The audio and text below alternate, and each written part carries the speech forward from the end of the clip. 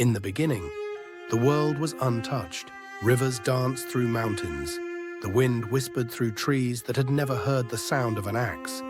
Peace ruled the earth, not by man, but by the hand of the Creator. But time passed, and man forgot. They forgot the one who formed them from dust, forgot the breath that gave them life, forgot the boundaries between good and evil. And so the world began to rot from within. What was sacred became mocked. What was right became rare, and violence walked openly in the streets. God looked upon the earth, and what he saw broke his heart. The days of Noah were unlike any other. Men had grown arrogant, blind to justice, deaf to mercy. They worshipped themselves. They built idols of stone and altars of blood. They took what they wanted, lived how they pleased, and laughed at the warnings of conscience. The earth was full of bloodshed.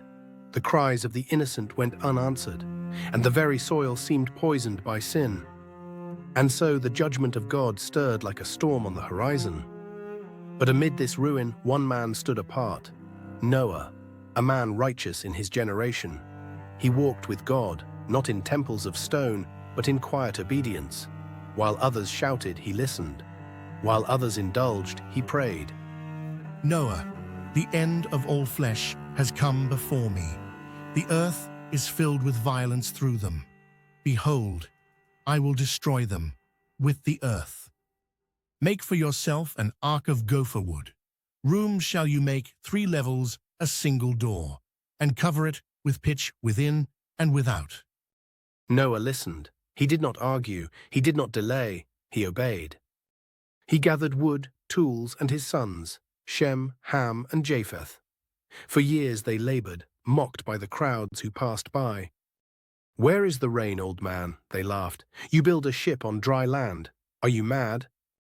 But Noah kept building, because he believed. Then came the animals. Not by force, but by divine command. From every corner of the earth they came, 2 by 2, male and female. Lions beside lambs, wolves beside deer. Birds filled the sky, insects swarmed the air, the ground trembled with footsteps of beasts. Enter the ark, you and all your household, for I have seen that you are righteous before me in this generation. Noah stepped aboard with his wife, his sons, and their wives. And then the door shut, not by Noah's hand, by God's. And then the rain began. The sky broke open. Rain poured from the heavens, fountains burst from the deep, the roar of water drowned the screams of men. Cities vanished, forests sank, mountains disappeared beneath waves. For 40 days and 40 nights the rain fell, and the ark floated. Above judgment, above death, above the cries of a dying world. Inside, Noah waited. He prayed. He remembered the voice that had spoken. Outside, there was nothing but water. After 150 days, God remembered Noah. The rain stopped, the wind blew, and the waters began to retreat. The ark came to rest upon the mountains of Ararat. Noah sent out a raven, then a dove. And when the dove returned with an olive leaf, Noah knew life had returned to the earth. Come out of the ark, you and your family. Bring out every creature, that they may fill the earth again. And so Noah stepped onto a changed world, new, silent, clean.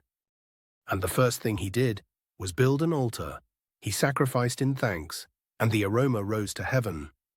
Never again will I curse the ground for man's sake. Never again shall a flood destroy all flesh.